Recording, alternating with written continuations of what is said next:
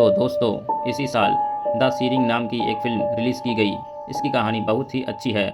इसे देखते समय मुझे साल 2006 की वह बेहतरीन हॉरर फिल्म याद आ गई, द हिल बाइज। हम सभी जानते हैं कि अच्छी फिल्में बहुत कम बनती हैं। खैर, तो इस सीडिंग नाम की फिल्म की कहानी बेम्स स्टोन नाम के एक हाइकर के बारे में है, जो एरिज़ोना के एक वीरान इलाके में किसी खास काम से जाता है और वापस आते समय वह किसी से मिलता है जिससे उसकी ज़िंदगी बदल गई।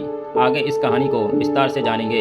हमारे चैनल पर नए हैं तो सब्सक्राइब जरूर कर लें। जैसे ही फिल्म की कहानी शुरू होती है तो हमें एक छोटा बच्चा दिखाया जाता है, एक अकेला बच्चा जो इस वीरान और गर्म इलाके में था। और इससे भी अजीब बात यह थी कि वो बच्चा किसी इंसान की उंगली खा रहा था। सब कुछ बहुत ही खुलकर दिखाया गया है। और इसके बाद हम देखते हैं बैम नामी व्यक्ति को अपनी एक गाड़ी में, जो एरिज़ोना के एक वीराना इलाके में आ चुका था। आबादी से सैकड़ों किलोमीटर्स दूर गाड़ी के लिए रास्ता यहीं पर ख़त्म होता है। वह अपना बैग और खाना और कैमरा लिए एक ऊंची जगह पर चला जाता है। असल में आज के दिन सूर्य ग्रहण होने वाला था और बैम को उसकी तस्वीरें लेनी थीं। बाकी का समय वो वहीं बिताता है और शाम होने से कुछ घंटे पहले ही वह वापस आने लगा, मगर रास्ते में उसे एक लड़का मिला। वो लड़का रो रहा था। बैम उसे देखकर हैरान भी था। वो लड़का कहता है कि मैं खो गया हूँ। बैम एक लम्हे के लिए सोचता है, आसपास देखता है कि शायद इसका परिवार आया होगा। वहाँ कोई नहीं था, तो बैम फैसला करता है कि वो उसे अपने साथ ले जाएगा। मगर वो लड़का दूसरी दिशा में जाने लगता है कि मेरे माता पिता वहाँ हैं। ना चाहते हुए भी विंडम को उसके पीछे जाना पड़ता है। वो उसे रोकने को कह रहा था कि वहाँ कुछ नहीं है, यहाँ तक कि वो लड़का बैम को बहुत दूर ले आया। फिर वह रुक जाता है, उससे पानी मांगता है और अंत में वह मुस्कुराकर चला गया, जैसे वह जानबूझकर उसे यहाँ लाना चाहता था। यह विंडम अपना फैसला बदल देता है। उसे एहसास हो चुका था कि उसने गलती कर दी। जल्द ही अंधेरा होने वाला था। वह अपनी गाड़ी से इतना दूर आ गया था कि अगर वह चलता रहा तो अंधेरे में भटक जाएगा, और वही हुआ। वो भटक जाता है। दिन में यह जगह गर्म और रात को ठंडी होती है। खुद को गर्म रखने के लिए और तो कुछ था नहीं, इसलिए वह एक पत्थर के नीचे सोने की कोशिश करता है, मगर ऐसे हालात में नींद आना मुश्किल था। कुछ देर बाद उसे एक आवाज़ सुनाई देती है। आवाज़ का पीछा करते हुए विंडम एक घाटी के करीब पहुंच जाता है। वहाँ नीचे काफ़ी गहराई में गर्दा, जो हैरानी की बात थी, बैम वहाँ एक औरत को भी देख लेता है जो उस समय अपने साथ गुनगुना रही थी। नीचे जाने के लिए वहाँ सीढ़ियाँ लगाई गई थी, तो बैम धीरे धीरे नीचे उतरता है। घर के आसपास बहुत सी अजीब चीज़ें लगाई गई थी। खैर, वह घर के दरवाजे पर दस्तक देता है, मगर वो औरत बाहर नहीं आती। इस समय बैम को मदद की सख्त ज़रूरत थी, इसलिए वह खुद ही अंदर चला गया। वो औरत अंदर ही थी और बैम को अंदर आने से वह घबराती नहीं, ना ही कुछ कहती है। विंडम बताता है कि देखिए, मैं खो गया हूँ, या आपके पास फ़ोन है, मुझे मदद चाहिए। या औरत कोई जवाब नहीं देती। इस समय यह खाना बना रही थी। वो बैम से कहती है कि आ जाओ, खाना खा लो। वैसे भी यह रात थी और बाहर ठंड होने की वजह से बैम आसानी से मान जाता है, मगर वह खाना नहीं खाता। इस औरत का नाम लीना था और यह ज़्यादा बात नहीं करती थी।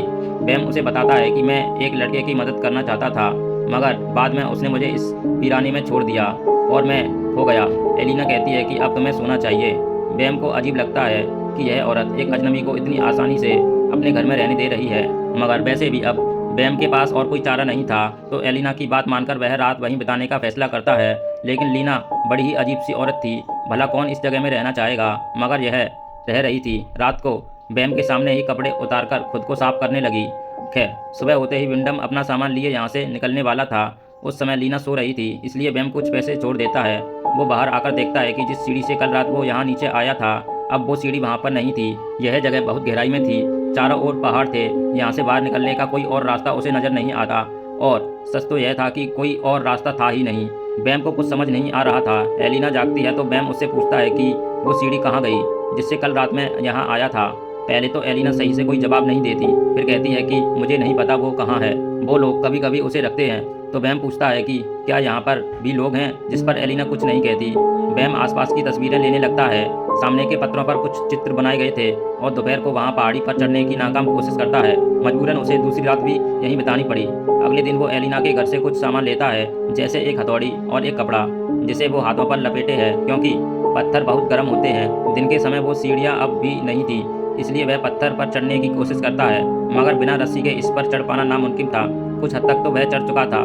फिर उसे ऊपर से कुछ आवाज़ें सुनाई दी, बच्चों की आवाज़ें। कोई मरी हुई मुर्गी नीचे फेंकता है। इससे बैम का ध्यान भटक जाता है और वो उसी जगह नीचे गिरकर बेहोश हो जाता है। पूरा दिन वो वहीं पड़ा रहता है। शाम को जब उसे होश आया तो दर्द के मारे वह चिल्ला रहा था। क्योंकि वह हथौड़ी उसके पैर में जा चुकी थी, जिससे उसे काफ़ी जख्म कर दिया था। अजीब था कि पूरा दिन लीना उसकी मदद के लिए नहीं आई और अब उसे इतनी तकलीफ में देखकर वह मदद के लिए आती है और उसके पैर से हथौड़ी को निकाल देती है। अगले 2 दिनों के लिए बैम बिस्तर पर ही पड़ा रहता है और जब उसकी हालत थोड़ी बहुत बेहतर हो जाती है तो वो एक बार फिर से निकलने की कोशिश करता है। वो ज़ोर ज़ोर से चिल्लाने लगा कि अगर कोई ऊपर है तो उसकी मदद करे, मगर कोई जवाब नहीं आता।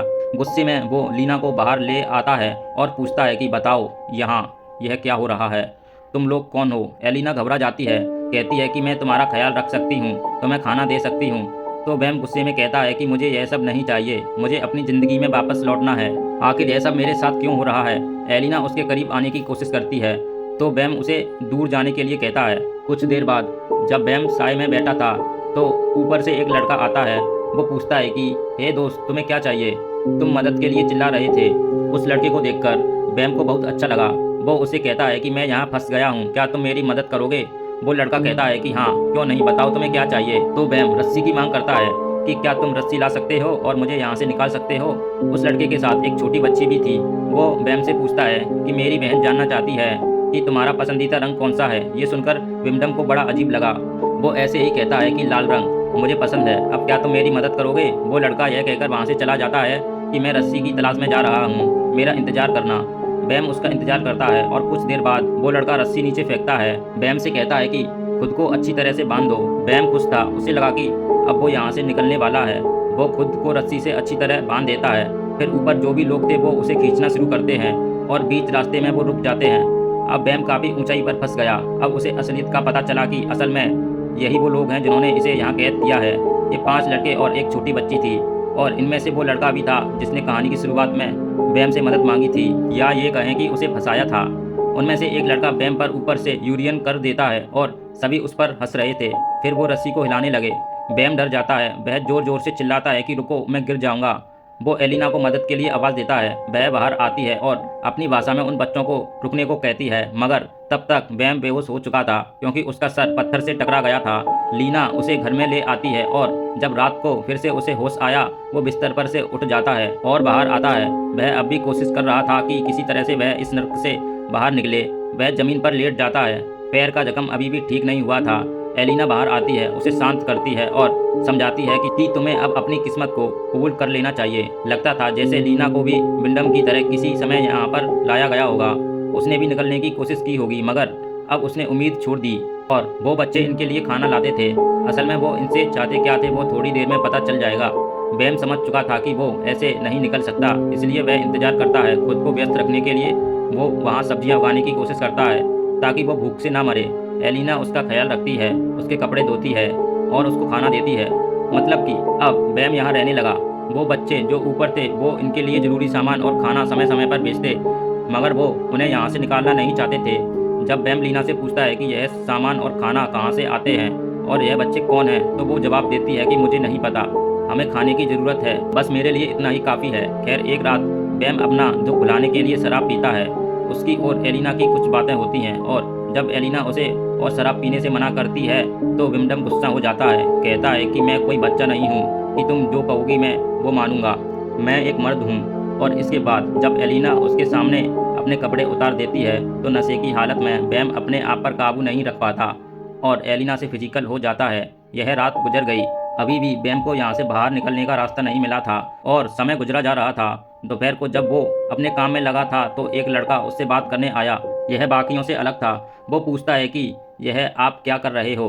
तो विंडम उससे बात करने लगा ताकि वो उसे दोस्त बना सके। क्या पता वो उसे बाहर निकालने में मदद करे। यह लड़का अपना नाम लिपस बताता है और कहता है कि मुझे पढ़ने का बहुत शौक है, क्या आप मुझे पढ़ाएंगे। बैम कहता है कि हाँ क्यों नहीं, जब भी तुम चाहो। वो लड़का खाने की एक चीज़ बैम की तरफ फेंक कर चला गया। उस समय बैम को ज़मीन में किसी की अंगूठी और गाड़ी की चाबियां मिल जाती हैं। यह समझने में उसे देर नहीं लगती कि उससे पहले भी यहाँ कई लोग को लाया गया होगा और शायद वह यही मर गए। रात को बैम की एलन से कुछ बातें होती हैं। इस घर में एक औरत की तस्वीर थी। बैम पूछता है कि क्या यह तुम्हारी माँ थी, तो लीना जवाब देती है कि नहीं, यह पहली माता है। लीना की बातें अजीब सी थी, खासकर जब वो विंडम से कहती है कि मेरे अंदर एक बच्चा पल रहा है। यह जानकर बैम काफ़ी डर जाता है। कहता है कि यह सब तुमने मुझसे करवाया, मगर एलिना कहती है कि नहीं, हम दोनों ने यह किया। इसके बाद बैम बहुत ही दुखी रहने लगा। अगले दिन कुछ पक्षी उसके पौधों को खराब कर देते हैं, मगर एलिना उसकी मदद करती है। एक ही समय पर यह औरत बुरी भी थी और अपनी अच्छाई भी दिखा रही थी। खैर, वो लिपस नाम का लड़का आता है, पूछता है कि क्या आप मुझे कुछ सिखाएंगे। तो बैम उसे समझाता है कि देखो, यहाँ नीचे से यह आसान नहीं, क्यों ना तुम हमें किसी तरह से बाहर निकालो, फिर हम यहाँ से कहीं दूर चले जाएंगे, हम एक परिवार होंगे।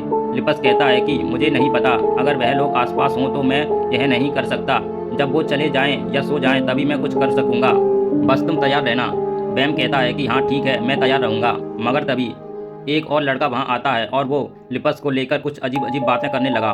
इसके बाद वो उसे ले गया। हालांकि बैम को एलिना से नफरत थी, मगर यहाँ नीचे सिर्फ वही उसकी साथी थी। तो एक रात जब वह खाना खा रहे थे, बैम उसे बाहर की दुनिया के बारे में कुछ बातें बताता है। इससे एक बात तो साफ हो गई कि एलिना कभी बाहर गई ही नहीं, उसे पता ही नहीं बाहर कौन सी दुनिया है। बैम उसे कुछ तस्वीरें दिखाता है और जब वह म्यूजिक सुनती है तो उसे बहुत अच्छा लगता है। उसी रात वो बच्चे ऊपर अपना कोई रस्म पूरा कर रहे थे, क्योंकि जब सुबह हुई और लीना बाहर आई तो वह चिल्लाने लगी, क्योंकि उसी लिपस नामी लड़के की लाश ऊपर बांधी गई थी, जिसे देखकर लीना पागल हो रही थी। बैम बाहर आता है, यह देखकर उसे भी बहुत दुख हुआ। एलिना गुस्से में कहती है कि यह मेरा बच्चा था और तुम्हारी वजह से मारा गया। एक लकड़ी से वो बैम को मार मार के बेहोश कर देती है और इसके बाद 9 महीनों तक वो बैम को एक कैद में रखती है। वो किसी जानवर की तरह बन गया था। वो उसे खाना पानी तो दे रही थी, मतलब उसे जिंदा रख रही थी, मगर बाहर जाने नहीं देती है। एक दिन वहाँ से एक लड़की गुजर रही थी। नीचे ये घर और इसमें कैद आदमी को देखकर वो हैरान थी और काफ़ी घबराई हुई थी। बैम उसे कहता है कि प्लीज़ मेरी मदद करो। वो लड़की मदद लाने के लिए जाती है, मगर कुछ देर बाद उसे भी पकड़ लिया गया और वह पागल सनकी बच्चे बैम के सामने ही उसे मार देते हैं, जिसे देखकर बैम का दिल टूट गया और अब वो समझ चुका था कि वह कभी भी इस नर्क से नहीं निकल पाएगा। एक रात उसे बहुत से बच्चे नजर आए, इसका मतलब कि यहाँ पर एक पूरा कबीला रहता है। अगले दिन बैम एलिना से कहता है कि तुम अकेले यह सब नहीं कर सकती, तुम्हें मेरी जरूरत पड़ेगी। मगर एलिना कहती है कि मैं कर सकती हूँ, मैं यह पहले भी कर चुकी हूँ। बैम उसके सामने गिड़गिड़ाया भीख मांगता है कि जो तुम कहोगी मैं वो करूँगा, मैं इन बच्चों का पिता बनने के लिए तैयार हूँ। अब मैं वापस नहीं जा सकता, मेरी ज़िंदगी ख़त्म हो चुकी है, मुझे आज़ाद कर दो, इस बच्चे पर मेरा भी हक है। एलिना कहती है कि नहीं, तुम कुछ नहीं हो, तुम बस एक बीज की तरह हो और बीज हवा में उड़ जाते हैं। बैम पूछता है कि आखिर तुमने मुझे जिंदा क्यों रखा है, या तो मुझे आज़ाद कर दो या मार दो। वो इस बात को लेकर बार बार चिल्ला रहा था, मगर एलिना वहाँ से चली जाती है। इसके कुछ दिन बाद ही वह समय आ गया जब एलिना उस बच्चे को जन्म देने वाली थी। वो बहुत घबराई हुई थी। बाहर आते ही वह बैम से कहती है कि मेरी मदद करो, इस बार सब अलग है।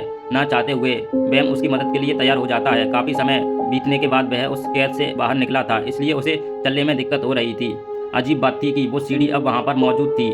वो चाहता तो वहाँ से निकल सकता था, मगर वो एलिना की मदद करता है और वह बच्चे को जन्म देती है, जिसे देखकर दोनों ही बहुत खुश थे। मगर फिर पीछे से वो लड़के आते हैं और बड़ी ही बेरहमी से बैम का गला काटकर उसे खत्म कर देते हैं। वो लड़के कहते हैं कि यह हमने आपके लिए किया माँ, और एलिना कुछ नहीं कहती। इसके कुछ महीने बाद हमें दिखाया जाता है कि एलिना अब उस बच्चे का ख्याल रख रही है और बाहर बैम की लाश सड़ रही है। यहीं पर इस फिल्म का अंत होता है। यह कहानी ज़्यादा पेचीदा नहीं, मगर बंदा इस तरह की डरावनी फिल्मों का शौकीन हो, असल में यह एक तरह का कबीला है और यही इनकी ज़िंदगी जीने का तरीका है। ये सभी बच्चे असल में एलिना के नाजायज़ बच्चे थे। इससे पहले कोई और औरत यहाँ रही होगी, उसने भी इस तरह की ज़िंदगी जी, मतलब हर बार किसी मर्द को यहाँ लाया जाता है और जब वो औरत को प्रेग्नेंट कर देता है फिर उसे ख़त्म कर दिया जाता है। अगर ध्यान दें तो हर बच्चा एक दूसरे से अलग है, हालांकि यह एक ही माँ से जन्मे थे। एलिना असल में कोई विक्टिम नहीं थी, बल्कि यह सब उसी के कहने पर हो रहा था, जैसे उसकी माँ ने उसे सिखाया होगा। लिपस नामी वो लड़का इनकी तरह पागल नहीं था और जब एलिना को ऐसा लगा, उसने अपने बाकी बच्चों को उसे ख़त्म करने के लिए कहा। वो रोना धोना बस एक नाटक था, इनका अपना ही बनाया हुआ कोई धर्म था, अपनी भाषा थी और ज़िंदगी जीने के अलग उसूल थे, जो हमें तो सरासर गलत लगते हैं, मगर इनकी नज़र में वो बिल्कुल सही थे। किसी ने इस सब की शुरुआत तो की होगी। घर में जिस औरत की तस्वीर थी, यह शुरुआत उसी ने की थी। जब एलिना कहती है कि यह पहली माता है, तो मेरे हिसाब से इस जानरा में यह काफ़ी डिस्टर्बिंग फिल्म है। उम्मीद करते हैं हमारी एक्सप्लेनेशन आपको पसंद आई होगी, तो लाइक करना ना भूलें और कहानी को लेकर अपनी राय ज़रूर दें। तो दोस्तों, अगर आज की वीडियो आपको पसंद आई हो तो मेरे चैनल को सब्सक्राइब कर लें, ताकि ऐसी वीडियो सबसे पहले आप तक पहुंच सके। तो दोस्तों, मिलते हैं अगली वीडियो में, जब तक के लिए बाय।